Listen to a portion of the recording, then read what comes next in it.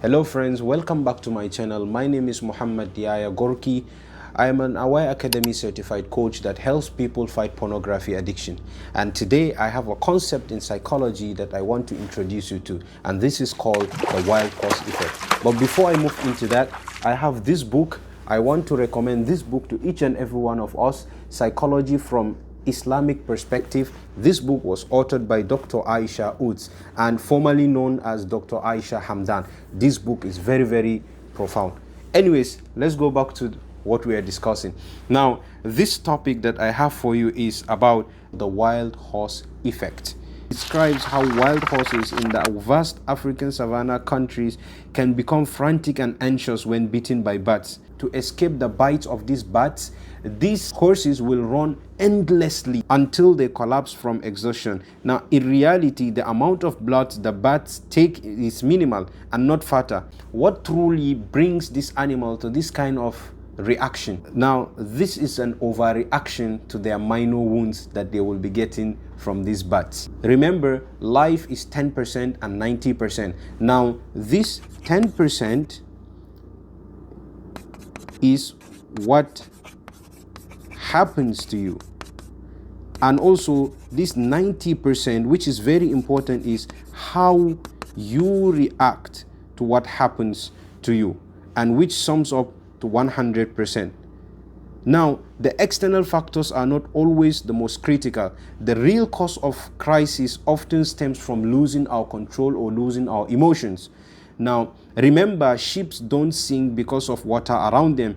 Ship sinks because the water enters them. The entire ocean water can't sink a ship unless it gets inside the ship. Now, don't let what's happening around you get inside you and pull you down.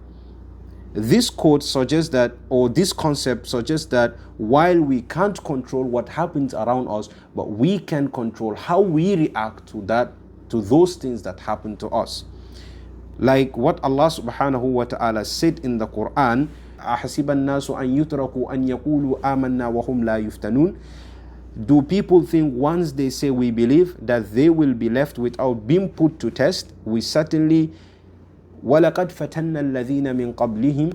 We certainly tested those before them, and in this way Allah will clearly distinguish between those who are truthful and those who are liars. And this is in Surah Al-Ankabut. My brothers and sisters in Islam, the next time any calamity happens to you, remember this. Imam Ibn Qayyim, he said, he who has tasted the servant is the most wise, meaning the one who tasted the servant is the most wise, the most merciful, and he did not test him with affliction to destroy, punish, or overwhelm him. Rather, the affliction is merely a test of his patience, his contentment with Allah subhanahu wa ta'ala, and his faith. In addition, Allah wants to hear the servant's pleas. Allah wants to hear his supplication and humility before him. Now, him seeking refuge with Allah, his hurt, humility before him, and explaining his sadness to Allah alone. Subhanallah, these are very, very profound words, my brothers and my sisters, and to all those who are watching this. It could be even a non-Muslim who is suffering from this kind of sadness. Remember,